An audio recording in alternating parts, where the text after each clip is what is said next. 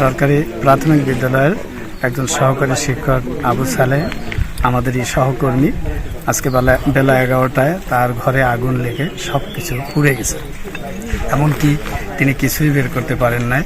তো শরণখোলা উপজেলার শিক্ষক সমাজের প্রতি বিনীতভাবে আবেদন জানাই যে তার পাশে আমরা এসে দাঁড়াবো, আমাদের যার যতটুকু সামর্থ্য আছে তাই নিয়ে আমরা তার সাথে দাঁড়াবো, তাকে উৎসাহ দেব।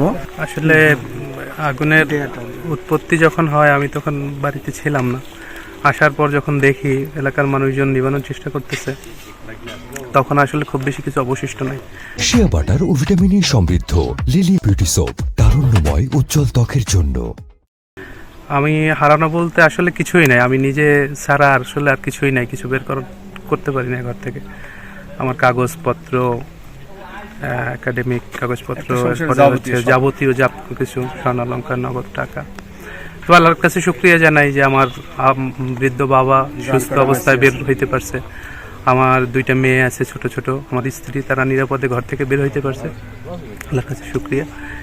তাদের বাড়ির চিৎকার শুনে আমি সর্বপ্রথমে ওই বাড়িতে যাই এবং যাই দেখি আগুনের সূত্রপাত রান্নাঘর থেকেই শুরু হয়েছে।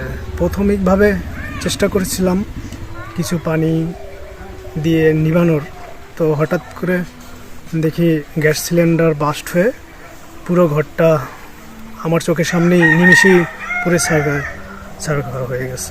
তো তাদের বাড়িতে কেউ ওই রকমের পুরুষ মানুষ বলতে ছিল না।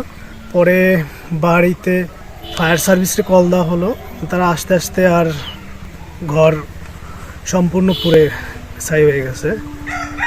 এখন তার অবশিষ্ট থাকার বলতে কিছুই নেই, একবারে তার কোনো একটি আসবাবপত্র, একাডেমিক সার্টিফিকেট বলেন বা ঘরের কোনো কিছুই নেই এবং তার পরনের জামাকাপড় ছাড়া